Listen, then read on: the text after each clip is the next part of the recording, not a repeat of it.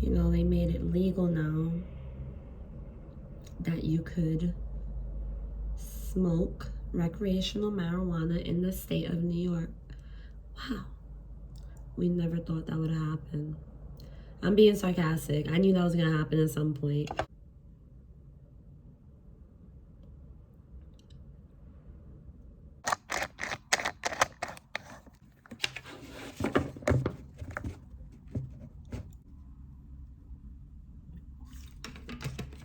I just didn't feel like doing an introduction. So, and excuse me if I sound congested nasally. I've been sick as shit in my house all week, all last week. And I felt terrible. I had a horrible sinus infection. So I'm feeling a ton better, but I'm still clearing up.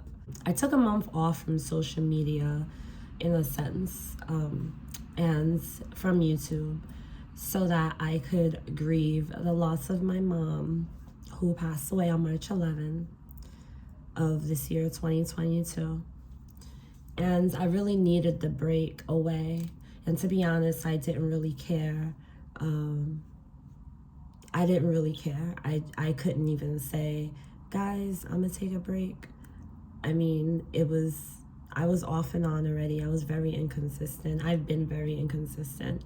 And I've been battling depression, and I have been just kind of cocooning in my cocoon. I don't know if cocooning is a word, but it is now because I just made it up.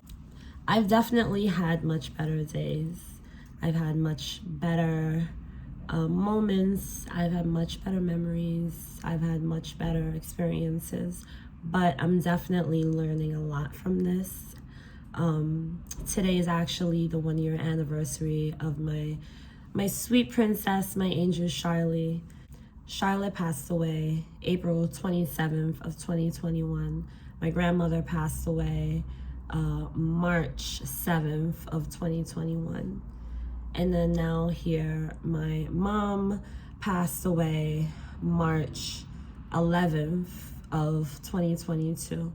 My dad passed away March 25th of 2004.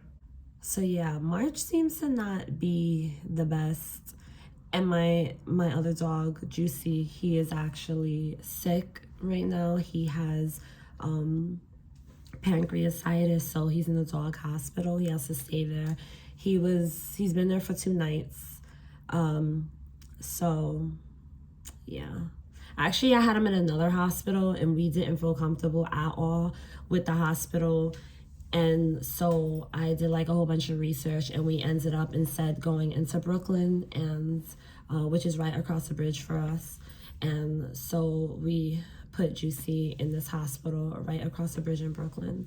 So if you're looking for any dog hospitals, there's actually quite a few in Brooklyn, like near Williamsburg and Bay Ridge and all that. So he's there right now. So he is diabetic. We just found out he's diabetic. He's overweight. And so he's like close to dying. So he has to get his infection taken care of. And then he's going to be on insulin for the rest of his life, which he's 12. It's fine for me because he's my dog. And right now I can afford it. And so thankfully, you know, and that's what I'm going to do. I'm trying to do everything I can to take care of him. It's been really rough. You know, if my kids are like nervous, they're worried because they're, oh my God, my oldest daughter, she's 16. She's looking at our shelf, and our shelf has my mom's ashes, my dog's ashes, and I have like a little like spot there with pictures and stuff of my mom and my grandmother and like the roses from the funeral and all that. So it's kind of like a little depressing shelf. And my daughter is looking at the shelf, and she's like, I don't want to have to put anyone else that I love on that shelf. And my heart like completely broke because I've been in so much grief, but it's been hard for my kids too. It's been difficult. So yeah, I had to take a social media break because of all of this. I didn't want to always come online and be depressing and be sad, but that's really where I've been. I've been depressed. I've been sad. But it's been a little over a month now since my mom passed away. And I feel like the second month is feeling easier than the first. The third month is going to be easier than the second, and the fourth is going to be easier than the third, and so on and so on. And that's how things just start to kind of get better. You know, that's how things start to feel more at ease. So that's kind of how I take it now. I'm very grateful for it. I don't love my experiences at all, but I am grateful for what it's teaching me. I am grateful for the lessons I'm learning, as I am learning a lot of lessons, going through grieving grief after grief after grief, loss after loss after loss during this time when we have COVID, and everyone I've lost didn't even get COVID. That's the crazy part. It feels sometimes like depression and grief is all around, and it's hard to get away from it. But the truth is, there's really lessons behind it.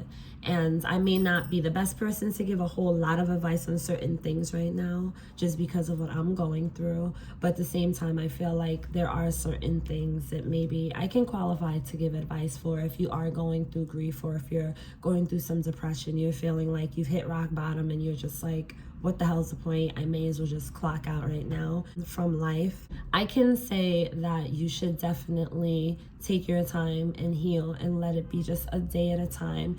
Even if it's just taking it an hour at a time, you know, you just have to take it at a time. You have to take it in small increments. You have to microdose your way through life. You want to microdose your way through life right now, and allow yourself to feel and process and have your days or your times where you need to let out your emotions, whether that's through crying or going to the gym and like hitting the punching bag, or you know, anything that helps you get it out. Like for me, I make it my business to allow myself to cry every morning as my way of releasing it, because if not, then I hold it in, and then I go through the day trying not to cry, because I'm trying not to get sad, because I'm trying not to not enjoy this moment. I want to be happy right now. I want to enjoy this day. So it's like I was just like really starting off trying to force myself to kind of feel what I really wasn't feeling. And then finally, when I just released the resistance and I just said, you know what, this is how I feel. I'm not happy. I'm very depressed. I'm very miserable. I just want to cry. I'm very angry. I want to get mad. Like, I would allow myself to feel it. So now I make it my duty that, like, if I don't feel like crying in the morning, I won't. And lately, I've been crying a little bit less in the morning, just a little bit less. So there's progress. Just like allowing myself to cry every morning after I wake up so I can release. A lot of times I do that in the shower. If I'm home alone, I'll just be in my room, in the living room, wherever I am, and I'll just let myself cry. So that really actually helps. That helps me a lot. Honestly, the truth is, I really do miss coming on camera. I miss recording. I miss talking to you guys. I miss being happy. I miss laughing. I miss seeing the world in color. But I'm allowing myself to kind of just process things however I feel, most comfortable processing it, whatever feels most like familiar or, like natural for me. I have my days, like I have days where I'm like, yes, this is a good day, and I'll embrace that day. And then I'll have days where I'm like, this is a terrible day and I hate this day. I feel like I'll never have another good day again. And I'll be so depressed and in my bed and not want to do anything. I've been learning to accept when I'm having those good days and embrace them for what they are and not thinking ahead. Like, don't worry, oh no, what if tomorrow's not a good day? Because like I started worrying like that, and then that will kind of ruin my moment. So before my mom got sick, I was kind of practicing being in the moment, and I was practicing just kind of like really living in the moment and being happy in the moment with wherever I am in my life right now, and embracing that moment with whoever I'm with, whether it's with someone else or with myself, with friends, with family, like people I love, whoever.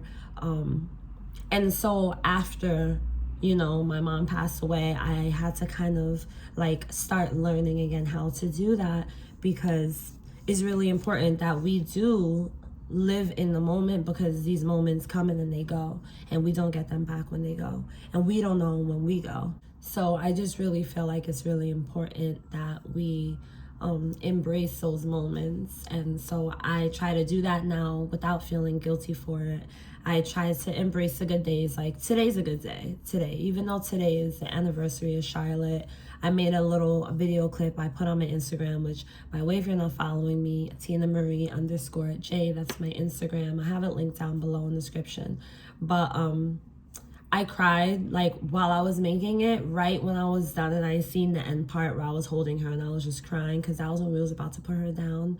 It legit, like, I didn't even feel like crying. I did not. It just came out by itself. Like, it's just like, my eyes just got hypnotized and just started crying. Like, it was crazy. I didn't even feel the urgency in me build up. It just like came out. But I also am kind of a crybaby. Like, when I see other people cry, I feel like crying, even if I don't know why they're crying. Or like certain commercials and movies, like, I will get, even when like something happy, something nice, like I'll just start crying. So I'm a big baby, I'm not gonna lie. Throughout this process, I have had some people in my journey who, along with some of you guys, who have, you know, really like helped lift my spirits so that I don't feel alone, so I don't feel like I'm the only one who's going through something like this, or the only one who's hurting so much. Because I feel like it's like, when you have so much trauma happen all at one time and it just accumulates, it really starts to affect you, and it's like it traumatizes you, you know, because you have so many. Like, I know whoever could relate, who has experienced multiple losses within such a short time frame, where they didn't really get to fully heal and process the loss. Like, I didn't really get to fully process everything with the loss when it came to my grandmother or my dog, because then my mom got sick right after. So then now I had to like try to process my mom being sick, and it was just too difficult. So like, that really does cause a lot of, I think, like trauma, like it traumatizes you in a sense. So I have people that I really appreciate and have a lot of gratitude for, who have been in my corner, let me know I'm not alone, and let me know that, you know, I'm strong, you're gonna get through this. Because honestly, like, as many people as they tell me that I'm strong, I feel like this is the weakest I've ever felt in my entire life. My mom getting sick, that news was the weakest I've ever felt in my entire life. I had to really see my strength and realize, like, I give it up to my mom, because she's the reason why I'm so strong. Like, she gave me the strength. My mom was so strong, I felt like nothing could penetrate her. I just felt like she always had such a positive outlook on what the outcome could be, even though she didn't know what the outcome was going to be. And that was why she fought so hard before she passed away. So, like, to me, that's like the most incredible strength, you know, that anyone could ever emulate. And I definitely appreciate the people who have helped me to realize that and to see that. My best friend, who's probably gonna watch this video after, I definitely appreciate you know, our friendship, and I definitely appreciate you being there for me from like day one, even from when my dad passed away. It was just, you know, it was just like crazy, because you've always been there for me, and I could never ask for a better friend than that. You know, it was just amazing if you could make a connection with someone that you could become so close with that they, you know, they're always there for you. And I don't have a whole lot of friends, and I have a very small select few who would do that for me, that I know that are my friends now. So I always appreciate those people who are always there for me, and always making me feel like I could do this. Like, this hard part in life right here that I'm at, I can do it. I could do the hard things. So I gotta always remind myself that. But that's just some stuff that I learned, you know, to just allow myself to just take it day by day, to process it, not force myself to do things that I don't really feel like doing. Like, things that I naturally love to do, I've lost interest in, and now I don't feel like I have to force myself. I'm just doing whatever feels right, and whatever makes me happy even in that moment. And one last thing I want to say is I do feel like I definitely have even more limited patience and tolerance for certain people and things, behaviors, situations. I feel like even more, I mean, I was outspoken before, you guys know that, like I'm very, very, very open, but I feel even more open now and more like transparent. I feel even more like I can be honest. Your voice is your most strongest thing that you have, your voice. So you can't ever let anyone silence you. Once you really learn to use it and master it as a tool, you know, not as a way to like seek revenge or any kind of evil output, but as a way to just kind of put who you are out there and be honest on who you are, and to let people know, like, this is what I want, this is what I don't want, and this is what I'm willing to accept, and this is what I'm not willing to accept.